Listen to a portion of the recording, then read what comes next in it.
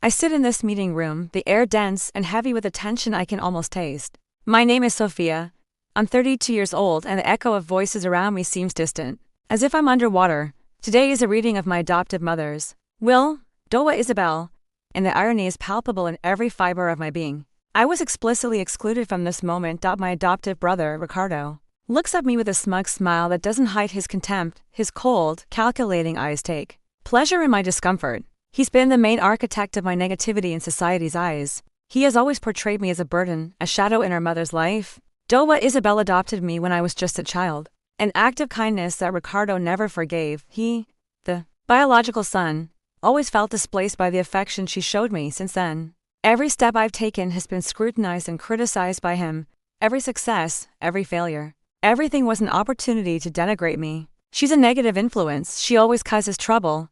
She's not worthy of the family, were phrases Ricardo whispered to anyone who would listen. Over time, these words took root, creating a reputation that preceded me. Even now, in the expectant silence of this room, I feel the weight of those labels. The family lawyers, in their immaculate suits and impassive faces, avoid my gaze. They are mere executors of the will, or at least that's what it seems. The room is decorated with a sobriety that reflects the formality of the moment. Large windows overlooking the vibrant city of Mexico. But today they seem like walls. My heart beats with a mixture of sadness and a pang of bitter resignation. I've spent years trying to debunk the image Ricardo built of me.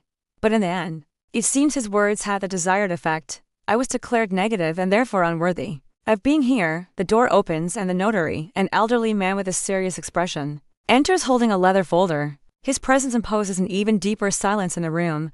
Behind him, the family lawyer, Licenciado Morales, nods in confirmation of my exclusion. Ricardo settles into his chair, his posture upright and triumphant. His eyes shine with almost cruel anticipation. For him, this is the climax of years of manipulation. The confirmation that he is a true heir, the only one worthy of Doña Isabel's legacy. But there's something in the air, a slight dissonance that intrigues me, a subtle energy that seems to contradict Ricardo's apparent victory. It's a barely perceptible sensation, like a cold draft in a warm room. It's an intuition, nothing more. I wonder if Doña Isabel, with all her wisdom and unconditional love, really would have excluded me this way. She was always a woman of principles, with a sharp mind and a huge heart. It's hard for me to believe she would have easily succumbed to Ricardo's intrigues. I remember her last words, a whisper in my ear. She held my hand in the hospital. Not everything is as it seems, my dear. Trust the process. At that moment, I didn't understand the full meaning of her words. Now, in this room, I cling to them like a lifeline. Ricardo clears his throat, breaking the silence. I think it's time to start, he says in a voice dripping with authority. His gaze rests on me for a moment, a mix of mockery and warning. He believes he has won, that his plan has played out perfectly. The notary opens a folder, his movements slow and deliberate. The tension in the room is almost unbearable. All eyes are fixed on him, waiting for the reading that will seal my fate in Doña Isabel's inheritance.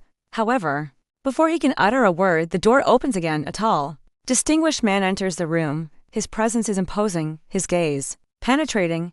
He is Judge Ramirez, a man known for his integrity and commitment to justice. His arrival is completely unexpected. No one in the room, not even Ricardo, seems to have anticipated his presence.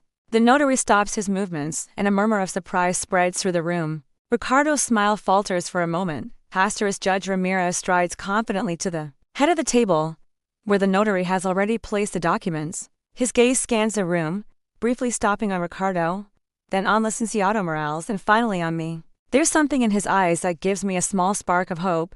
Apologies for the interruption, Judge Ramirez repeats, his voice clear and authoritative. I have been informed of certain irregularities in the process of this will, specifically regarding Mrs. Sofía. Ricardo shifts uncomfortably in his seat, his triumphant expression fading. Licenciado Morales, the family lawyer, hastily intervenes, his voice tinged with nervousness. With all due respect, Your Honor, the procedure has been followed to the letter. Sofía's exclusion was an explicit request based on. The judge interrupts him with a gesture. I understand your position, Licenciado. However, I have in my possession a court order that temporarily suspends the reading of this will. As it stands, a shiver runs down my spine. A court order, this is much more serious than I had imagined. Ricardo stands abruptly, his face flushed. This is unacceptable. Your Honor, my mother, Doña Isabel, left clear instructions. Sofía has no right to be here, nor to interfere in our family matters. His voice rises, full of indignation. Judge Ramirez looks at him calmly, but with unshakable authority. Mr. Ricardo, I ask that you maintain composure. This is not an arbitrary decision. I have come into possession of information suggesting possible manipulation in the interpretation of the late Doña Isabel's will. The word manipulation resonates in the room like thunder. Ricardo is speechless, his eyes wide. The notary, who until now had remained impassive, shows a slight trace of concern. The tension becomes almost palpable, charged with a new kind of electricity. The judge continues, addressing everyone present.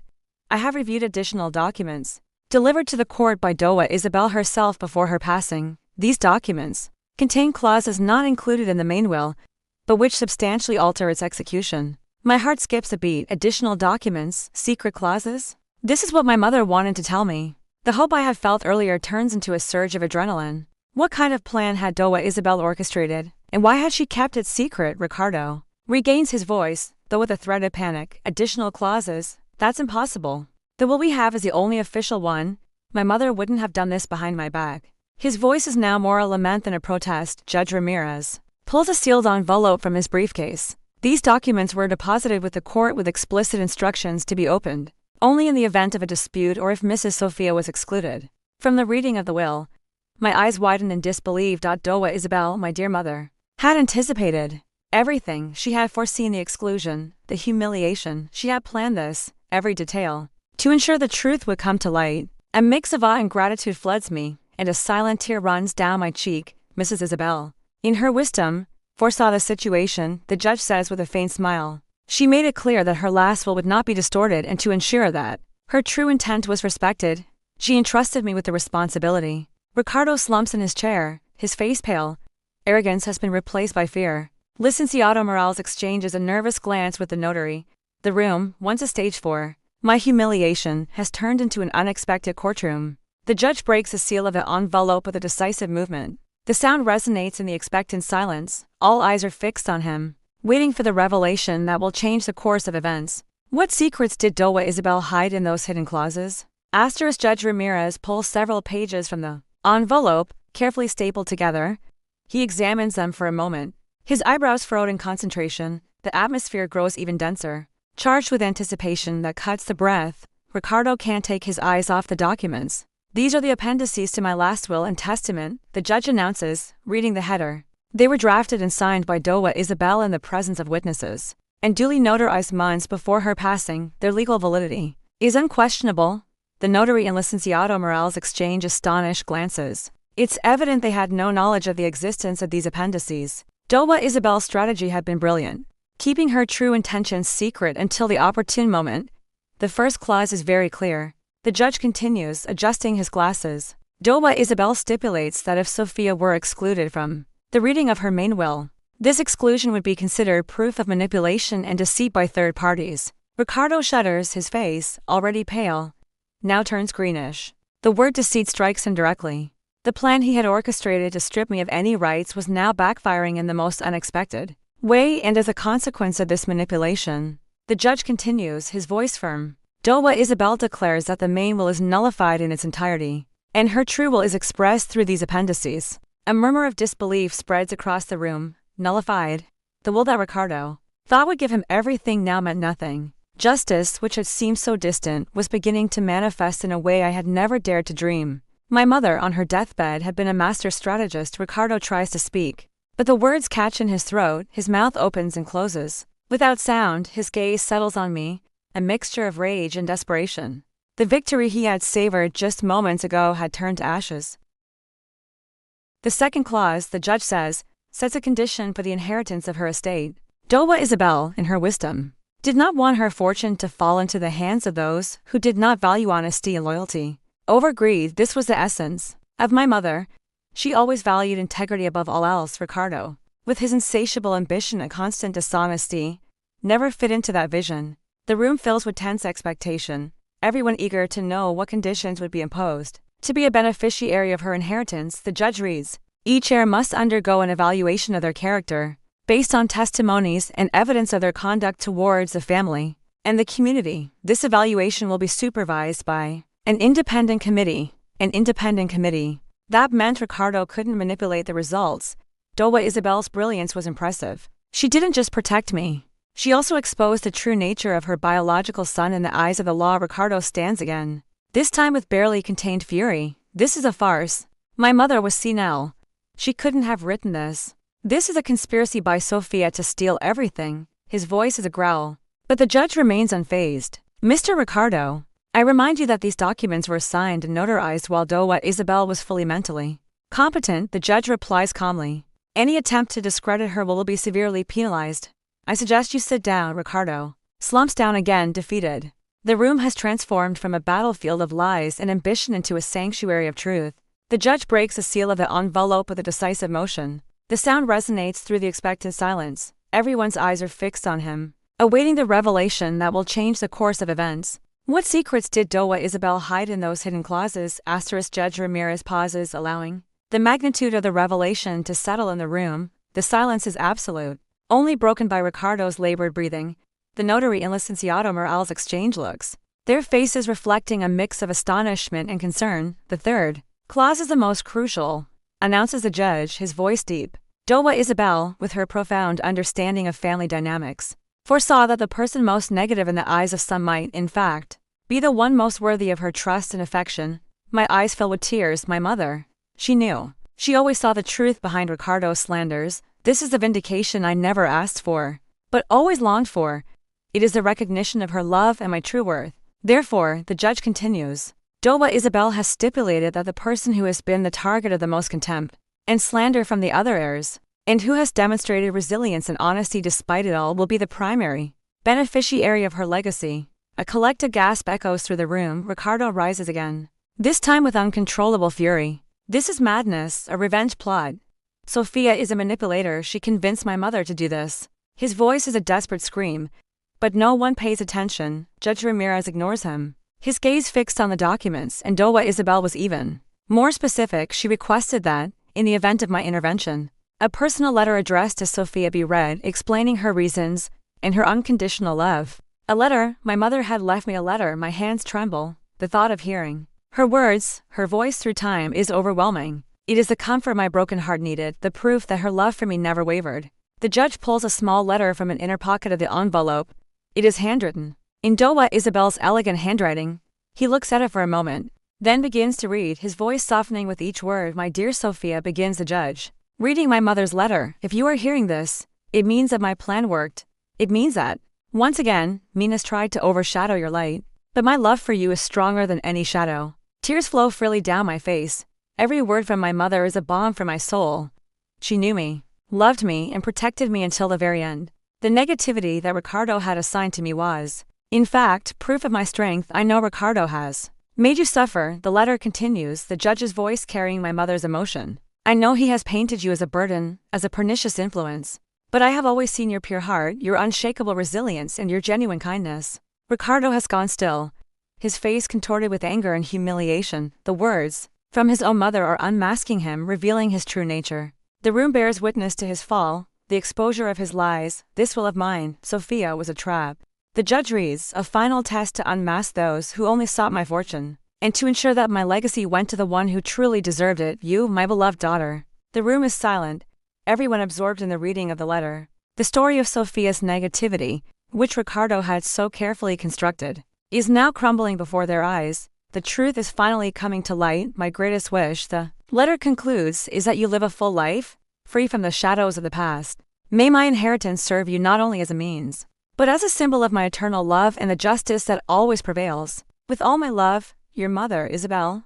The judge lowers the letter, his eyes meeting mine. A sad, understanding smile forms on his lips. The room is in shock, the magnitude of the revelation overwhelming. How would Ricardo react to this public and humiliating defeat? The silence in the room is deafening, broken only by Sofía's stifled sobs. Ricardo, however, doesn't cry. His face is twisted in a grimace of fury and humiliation. His bloodshot eyes bore into Sofía as if she were the one responsible for his downfall. This is an outrage, Ricardo shouts, his voice hoarse and cracked with anger. A conspiracy. My mother would never do this. She loved me, her only biological son. Sofía manipulated her, deceived her in her final days. Judge Ramirez slams the gavel down, a sharp and resounding sound that echoes in the room. Silence. Mr. Ricardo, I warn you that any further interruptions or unfounded accusations will result in contempt. Doña Isabel's will is clear and is backed by the law. Ricardo ignores the warning, his eyes fixed on Sofía. You, Sofía, you've always been a liege, an intruder. You came to destroy my family, to steal what was rightfully mine. This won't end like this, I swear to you. Sofía shrinks in her seat, though her tears are now of relief, not sadness. Ricardo's words no longer have the same power. The truth, revealed by her mother, has freed her from years of guilt and imposed shame. Licenciado Morales, visibly uncomfortable, tries to calm Ricardo. Mr. Ricardo, please, calm down. This is a legal proceeding. Your accusations are unfounded and will only worsen your situation. But Ricardo is beyond reason. Don't tell me to calm down. Ricardo roars, turning on the lawyer. You're all complicit in this farce, all of you. My mother was sick, vulnerable, and Sofía took advantage of her to take my inheritance. Judge Ramirez stands from his seat, his expression severe. Mr. Ricardo, you've crossed the line. Your behavior is unacceptable. I order you to leave the room immediately. The reading of the appendices will continue without your presence. Ricardo freezes, the judge's order hitting him like a cold bucket of water. Being expelled, humiliated publicly, is a final blow. To his pride, his face twists in a grimace of impotence and contained rage. No, I'm not leaving. I have a right to be here. I am Doña Isabel's son. His voice is an echo of desperation. But he no longer has control. The room, once dominated by his presence, is now a testament to his defeat. The judge gestures to the security guards, who had quietly positioned themselves near the door. The men approach Ricardo, ready to escort him out. The reality of his situation finally sinks in. Ricardo shoots one last hateful glance at Sofía, a silent promise that this isn't over. Then, with one final growl of frustration, he turns and exits the room, escorted by the guards. The silence that follows is a relief. The room feels lighter without Ricardo's toxic presence. The tension dissipates, replaced by a sense of awe and expectation. The notary and Licenciado Morales, still in shock, wait for the next instructions from the judge. Sofía breathes deeply, feeling the weight of years of oppression lift from her shoulders. Justice, though late, had arrived at the hands of her mother. But what more would the will reveal? And what would be the true scope of Doña Isabel's inheritance? With Ricardo out of the room, the atmosphere relaxes, though the anticipation remains palpable. Judge Ramirez resumes his seat and the notary, visibly calmer, prepares to continue. Sofía feels a mix of relief and deep curiosity. Now that we've established the validity of these appendices, the judge says, we will proceed with the reading of Doña Isabel's final dispositions. These clauses, as I mentioned earlier, nullify the main will and establish a new distribution of her estate. The judge takes the papers and begins reading with a clear, measured voice. I, Isabel de la Vega, in full use of my mental faculties, and aware of the true nature of my affections and the people around me, hereby make the following dispositions. First, I declare that my beloved adopted daughter, Sofía, is the sole and universal heir to my main estate. Sofía gasps, the only and universal heir. She can't believe what she's hearing. It's more than she ever imagined. The notary and Licenciado Morales exchange looks of astonishment. The magnitude of Doña Isabel's inheritance is considerable, encompassing real estate, investments, and a valuable art collection. All of it now belongs to Sofía. This includes my primary residence in Cayalcan, my investments in real estate, my shares in various companies, and my personal art and jewelry collection. Each word the judge reads is a blow to Sofía's disbelief. Additionally, the judge continues, I establish a trust for the education and well-being of Ricardo's children, if any, or any other direct descendant, but under the strict management of Sofía, ensuring that the funds are used prudently and for educational purposes. Even in her generosity, Doña Isabel had been shrewd. She didn't fully disinherit her grandchildren, but she made sure Ricardo couldn't touch that money, and she placed it under the care of the person he despised the most. As for Ricardo, the judge reads, I bequeath him a symbolic sum of 10,000 Mexican pesos, so that he may remember that love and loyalty cannot be bought, and that the truth always prevails. The room falls into a deathly silence. 10,000 pesos, a pittance compared to the fortune he had imagined. It's a public slap in the face to his greed, a humiliation that will follow him for the rest of his life. Doña Isabel's justice is as precise as it is devastating. The judge pauses, allowing the information to sink in. Sofía feels a mix of relief, gratitude, and a sharp pang of sadness at the irony of the situation. Her mother had been an incredibly strong and just woman, until the very end. Finally, the judge says, Doña Isabel left one last instruction. She wanted Sofía to use part of her inheritance to establish a foundation. that supports young people in vulnerable situations, especially those who have been unjustly judged or excluded. This was the true legacy of Doña Isabel, not just material wealth, but a mission, a purpose. She wanted Sofía to continue her work of kindness and justice, turning her own experience of exclusion into a force for good. Sofía feels a deep connection with her mother in that moment. It's as if Doña Isabel, with her last will, is passing her a torch. The negativity they had attributed to her was becoming the engine for a future full of purpose. The reading is over. Judge Ramirez closes the papers and places them on the table. The room, once a battlefield of lies and ambition, now feels like a sanctuary of justice and love. What would Sofía do with this unexpected fortune and noble mission? Judge Ramirez looks at Sofía with a deep sense of satisfaction. Miss Sofía, as you can see, your adoptive mother's will was meticulously planned. She trusted you in a way few parents ever do. Sofía nods, the words still resonating in her mind. Doña Isabel's trust was the most valuable gift of all. It meant that, despite Ricardo's slanders, her mother had always seen her true heart, her unshakable loyalty. Licenciado Morales and the notary will handle all the legal paperwork. For the transfer of the assets, the judge explains, my role here is finished. But I am pleased to have been the instrument of Doña Isabel's justice. Licenciado Morales, who had seemed uncomfortable earlier, now approaches Sofía with an expression of respect. Miss Sofía, I apologize, we were unaware of these appendices. Doña Isabel was very discreet. My congratulations for your strength, Sofía offers him a small smile. Thank you, Licenciado. I understand you were only following the instructions you had. There was no space for resentment in her heart, only an overwhelming sense of relief and gratitude. The notary also approaches, his voice softer. Doña Isabel was an exceptional woman. Her foresight and love for you were evident in every line of those documents. It has been an honor to witness this revelation. Sofía feels a wave of emotion. The people who had once regarded her with suspicion now look at her with admiration. The truth had changed everyone's perception in that room, and with it, the reputation that Ricardo had built for her. Is there anything else, Miss Sofía? The judge asks, preparing to leave. If you need anything, don't hesitate to contact my office. I'll be happy to offer any legal guidance you require. Sofía shakes her head. No, Your Honor. Everything is very clear. I'm just immensely grateful to you and to my mother. She was always my protector, even beyond life. Her voice cracks slightly. Judge Ramirez nods, moved. That's right. Doña Isabel was a woman of great character. Her legacy is not only material but moral. I hope you honor it with the same dignity she demonstrated. With that, the judge bids farewell and leaves the room. The notary and Licenciado Morales remain with Sofía, discussing the next steps. The room, once a place of judgment and pain, now feels like a threshold to a new beginning. The air is lighter. The shadows have disappeared. Sofía looks out the window. The city of Mexico stretches vibrantly beneath the sun. The outside world, with its challenges and opportunities, awaits her, but now, she would face it with newfound strength, a renewed purpose. The foundation. The idea of helping others who had been unjustly judged resonates deeply in her heart. It is a perfect way to honor Doña Isabel's memory and transform her own experience into something positive. She feels overwhelmed, but not by sadness, rather by the enormity of the task ahead. Her mother's inheritance was not just a fortune, but a responsibility, a mission calling her to be a force for good. How would she begin to build that legacy?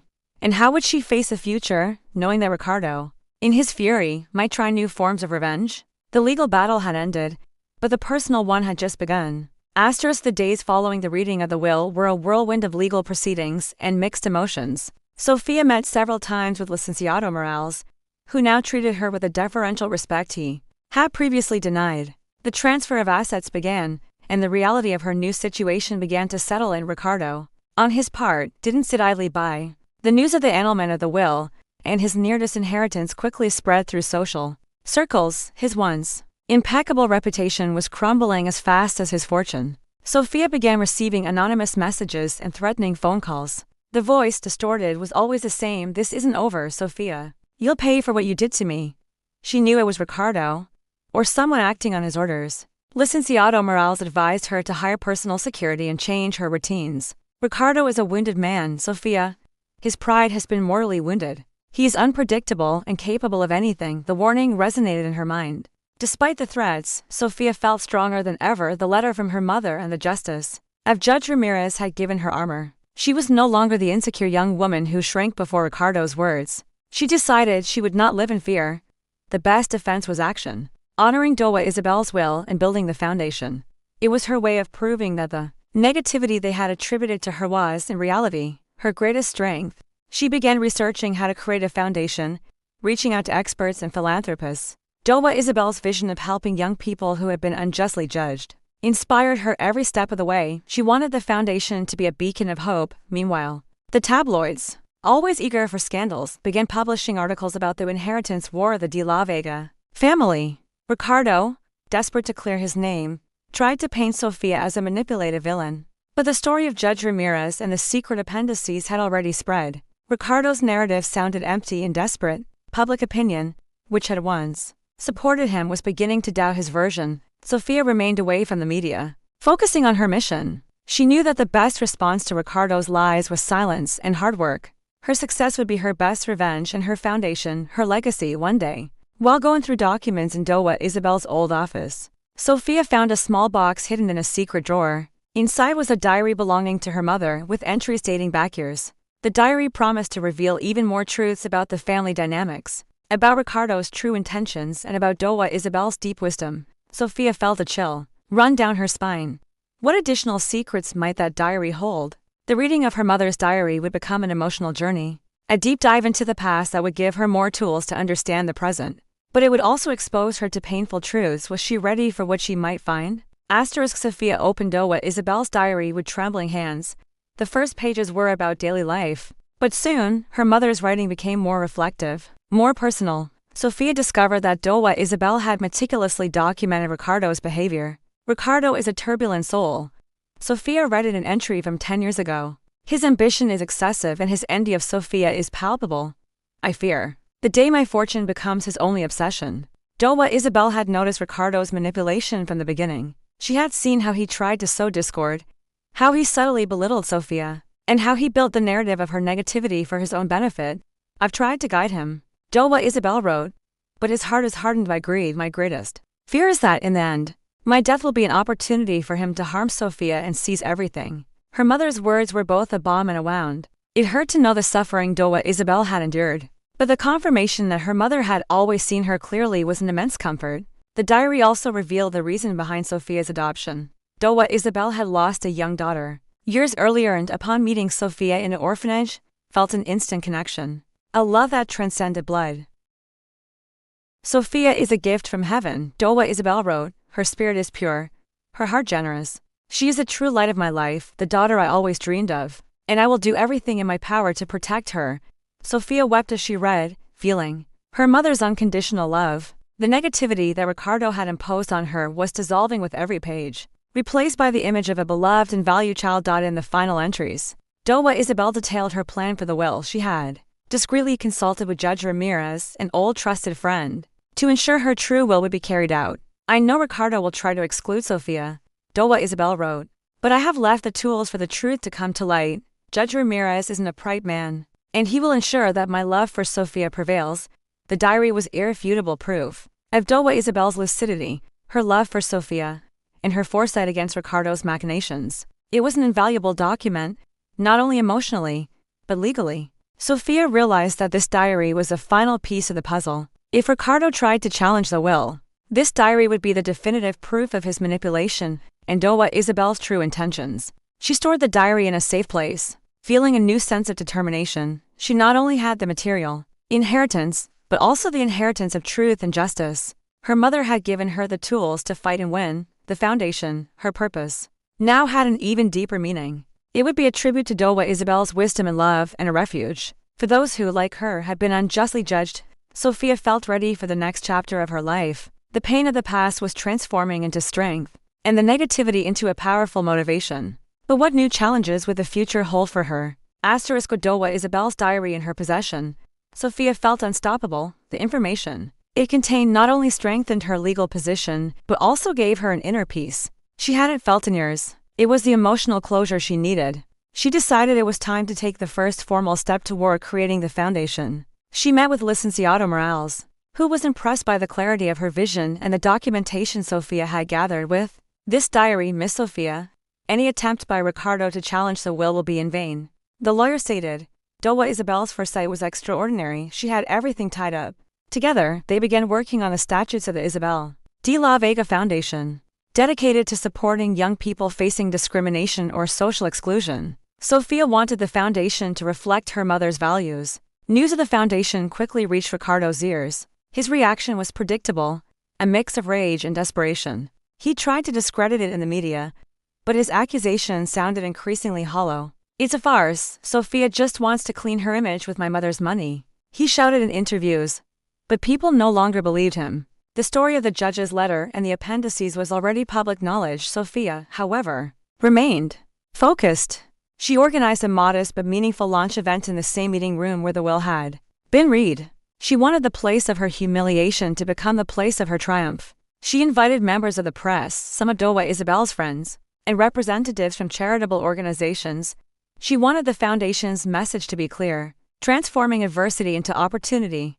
On the day of the event, the meeting room looked different. There were fresh flowers, a screen with the foundation's mission, and an atmosphere of hope. It was no longer a place of tension but of inspiration. Sofía took to the podium, her heart pounding, but with an inner calm that surprised her. She looked at the attendees, and for a moment, she imagined Doña Isabel smiling among the crowd. "A few weeks ago, in this very room, I was excluded from the reading of my mother's will." Sofía began, her voice clear and firm. "I was labeled negative, a burden. But my mother, Doña Isabel, had other plans." She told the story of the appendices, the judge's letter, and her mother's true will. Not with resentment, but with gratitude and deep emotion. The audience listened, captivated. "Today, this room is no longer a place of exclusion, but one of inclusion," Sofía continued. "The Isabel de la Vega Foundation is a legacy of her love and her justice. It's a space for young people, like me, to find support and a second chance." Applause filled the room. Sofía had transformed her pain into purpose, her humiliation into inspiration. The negativity that had been attributed to her had become the foundation of a bright future. The event was a resounding success. The foundation received support and donations, and Sofía's story became a symbol of overcoming adversity. But how would Ricardo react to seeing Sofía's success and the materialization of his defeat? The success of the Isabel de la Vega Foundation was undeniable. Sofía dedicated herself fully to her mission, and her story of overcoming adversity inspired many. The negativity that Ricardo had imposed on her had transformed into a narrative of strength and resilience. Ricardo, on his part, was sinking deeper into despair. His fortune evaporated, his reputation in tatters, and people avoided him. Public humiliation had consumed him, and his anger towards Sofía grew uncontrollably. One day, as Sofía was leaving the foundation's meeting room after a session, Ricardo was waiting for her. His face was gaunt, his eyes sunken, but still burning with familiar hatred. "Sofía," he shouted, his voice hoarse, "you can't keep doing this. You're destroying my life. Everything that was mine is now yours, and you're using it to humiliate me." Sofía stopped, looking at him with a calmness that disarmed him. She no longer felt fear, only deep sadness for the man he had become. "Ricardo, this is not about you. It's about our mother's will. And it's about doing good." "Liar," Ricardo spat. "It's your revenge. You've always been envious, a manipulator. My mother was senile when she wrote that nonsense. You deceived her." Sofía sighed. "Ricardo, you know that's not true. Our mother's diary proves it. She always knew who you were and who I am. She gave you a chance, a symbolic sum. But you rejected it." Ricardo's eyes widened in panic. "The diary." "What diary? There is no diary." His voice was a whisper of fear. The existence of the diary was the final piece that confirmed his defeat. "Yes, Ricardo, the diary." Sofía replied calmly. "She documented everything. Every one of your actions, every one of your lies. And she deposited it with Judge Ramirez as proof of her clarity and of your manipulation." Ricardo staggered as if he had been struck physically. The truth, once again, hit him with full force. There was no escape, no more lies to tell. His mother had completely unmasked him. "She loved you, Ricardo," Sofía said softly. "But her love wasn't blind. She wanted you to be a better person. And her will was her final lesson to you, a lesson in justice and honesty." Ricardo stood frozen. His gaze lost, the rage had evaporated, replaced by deep despair. The magnitude of his defeat, and the wisdom of his mother, had finally become clear to him. "I don't wish you any harm, Ricardo," Sofía continued. "I just hope that one day you find peace and learn from your mistakes. Life has given you a harsh lesson, but there's still time to change." Ricardo didn't respond, he simply turned and walked away. His figure hunched, his steps slow and dragging. The final confrontation had ended not with a war cry, but with the echo of painful truth. Sofía watched him leave, feeling a mixture of relief and compassion. The battle had ended and she had won not only the inheritance but also peace and vindication.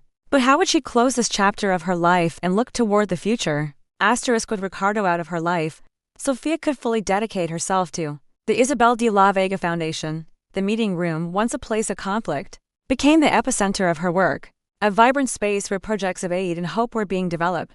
The foundation grew rapidly, impacting the lives of hundreds of young people. Sofía, with her own story of overcoming adversity, became a beacon of inspiration. The negativity that Ricardo had tried to use against her had transformed into a powerful narrative of resilience. She never forgot her mother's words in the letter. "Not everything is as it seems, my dear. Trust the process." Those words became the foundation's motto, a reminder that the truth always emerges and justice prevails. Doña Isabel's house in Coyoacán, once a symbol of her inheritance, became the headquarters of the foundation, a home for young people in need of support and a safe space to grow. Every corner of the house resonated with her mother's spirit of generosity. Sofía surrounded herself with a passionate and committed team. Licenciado Morales joined the board of directors, bringing his legal experience and unwavering support. The foundation became a family, united by a common purpose. Years later, Sofía stood in the same meeting room, now filled with young people who looked up to her with admiration. She was giving a lecture on the importance of self-esteem and resilience in the face of adversity. "I remember when I sat here for the first time," Sofía said, pointing to the place where she had once been. "I felt small, insignificant, negative. But my mother, Doña Isabel, taught me that my worth was defined by no one but myself." She shared her story, not with bitterness, but with the wisdom of someone who had overcome great challenges. She explained how the negativity attributed to her had become the spark that ignited her purpose and led her to build something meaningful. "Sometimes, what seems like an end is actually a new beginning," Sofía concluded, her voice resonating with conviction. "And what others see as a weakness can be your greatest strength. Never let anyone define your value." The young people applauded enthusiastically, their eyes shining with hope. Sofía had transformed her own experience of exclusion into a powerful tool for empowering others. Her legacy was her mother's, but it was also her own. Sofía's story became a legend in Mexico City, a testament to the fact that kindness and justice always find their way. The negativity that had followed her had become her greatest virtue, the proof of her resilience. And so, in the same meeting room where she had once been humiliated, Sofía built an empire of hope, honoring her mother's memory and proving that love and truth always have other plans that surpass any attempt at evil. Her life was not perfect, but it was authentically hers, filled with purpose and peace. Doña Isabel's will had not only given her a fortune, but it had revealed her true destiny, and Sofía, the negative, had become the most positive of stories.